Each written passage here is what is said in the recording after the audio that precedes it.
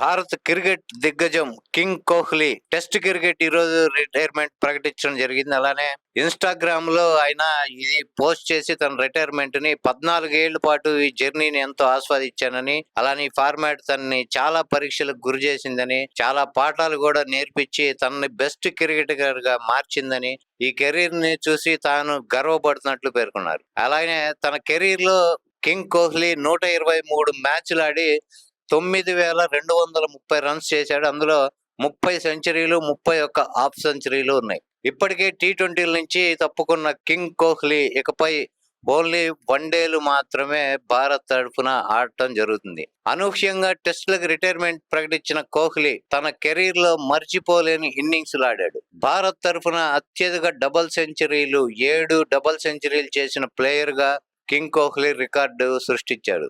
అలాగే ఆయన తర్వాతి స్థానంలో వీరేంద్ర సెహ్వాగ్ 6 సెంచరీలు, సచిన్ టెండూల్కర్ 6, ద్రావిడ్ 5, గవాస్కర్ 4, పూజారం 3 ఉన్నారు.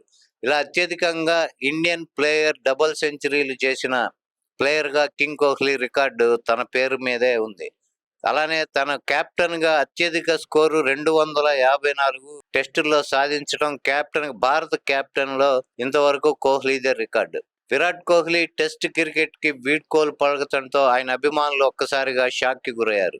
ఇది తమకు హార్ట్ బ్రేకింగ్ న్యూస్ అని, ఓడిఐలకి రిటైర్మెంట్ ఇచ్చి టెస్టుల్లో కొనసాగాల్సిందిగా పోస్టులు పెడుతున్నారు.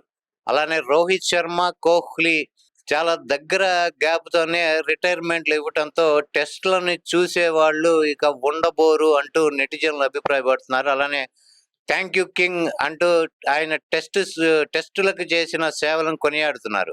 విరాట్ కోహ్లీ ప్లేయర్ గానే కాకుండా కెప్టెన్ గా టెస్టుల్లో ఎన్నో రికార్డులు సృష్టించాడు. ఒక ఇన్నింగ్స్ లో అత్యధికంగా 254 పరుగులు, అలానే 40 కెప్టెన్ గా 40 టెస్టులు అత్యధిక విజయాలు, అలానే అత్యధికంగా 20 సెంచరీలు, కెప్టెన్ గా అత్యధిక రన్స్ 5,864 రన్స్, మోస్ట్ డబుల్ సెంచరీలు 6, వరుసగా అత్యధిక విజయాలు 9తో పాటు ఆస్ట్రేలియాలో సిరీస్ గెలిచిన మొట్టమొదటి ఆసియా కెప్టెన్ గా నిలిచాడు.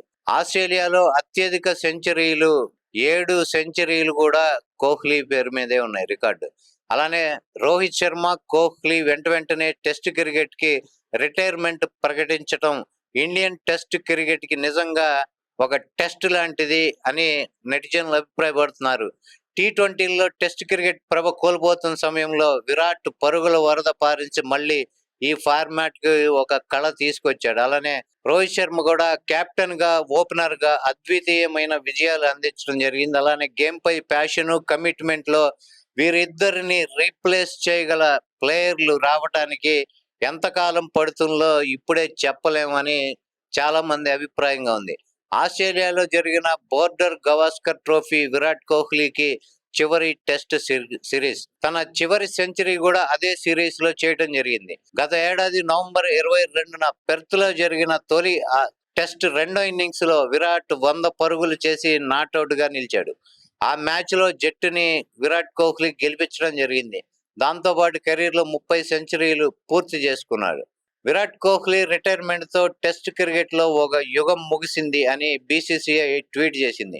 అయితే అతని వారసత్వం ఎప్పటికీ కొనసాగుతుందని, భారత జట్టుకి టెస్ట్ క్రికెట్ లో కోహ్లీ అందించిన సేవలు ఎప్పటికీ గుర్తుండిపోతాయని కొనియాడింది. టెస్టులకి రిటైర్మెంట్ ఇవ్వాలని నిర్ణయించిన కోహ్లీకి నచ్చజెప్పేందుకు బీసీసీఐ ఇటీవల తీవ్రంగా ప్రయత్నించింది. చివరికి విరాట్ కోహ్లీ నిర్ణయాన్ని గౌరవంగా స్వాగతించడం జరిగింది. టెస్ట్ ఫార్మాట్ కి భారత star cricketer Virat Kohli retirement ప్రకటించడంపై మాజీ ప్లేయర్లు ఆశ్చర్యం వ్యక్తం చేశారు.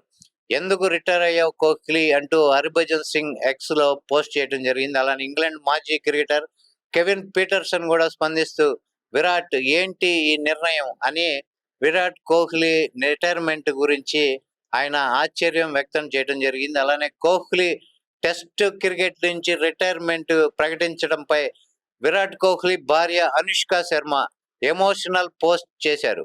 అందరూ నీ రికార్డులు, మైలురాయిల గురించి మాట్లాడతారు, కానీ మీరు ఎవరికి చూపని కన్నీళ్లు, ఈ ఫార్మాట్ పై చూపిన అంతులేని ప్రేమ నాకు ఎప్పటికీ గుర్తుంటుంది.